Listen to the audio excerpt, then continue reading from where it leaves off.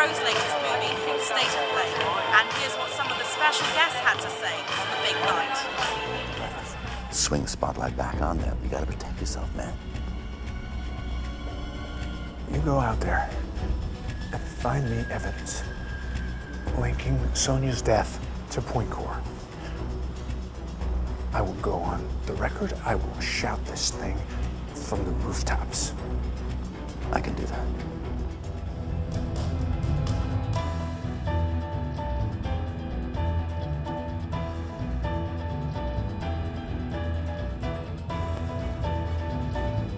We've kind of tried to start again from scratch in a way. We've taken a few of the basic elements and then we've reinvented it. I worked very closely with a couple of screenwriters, Tony Gilroy, the wonderful writer of the Bourne films, and another writer called Billy Ray. We worked together very hard to try and make it something that could stand on its own 2 feet, really. I guess the absolute essence of the story is similar, but obviously if you tell a story over 6 hours, it's in a funny way, it's much easier than telling a story over 2 hours. So certain things had to be lost, you had to lose certain things, other things had to be telescoped. It's also moved to America.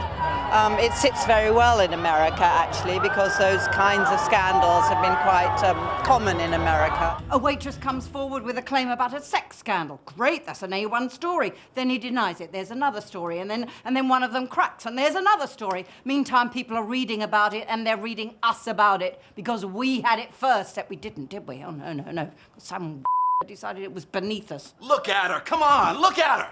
She's a sideshow. The true story here, the real story here, is Point Core. The real story is the sinking of this bloody newspaper!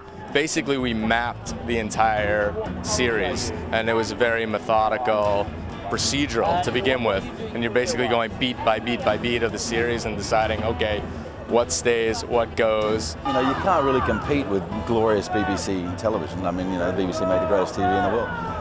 And that's a story that takes place over 6 hours, and the movie has only 2. However, the basic plot lines have been contemporized to meet the situations that we actually face now, like the rise of new media over traditional forms of media, and like the privatization of law, and, you know, the blurred line between news and trivia, you know. So I think in that regard, it's a very contemporary piece, and I think people will see it as a new piece and judge it on its own.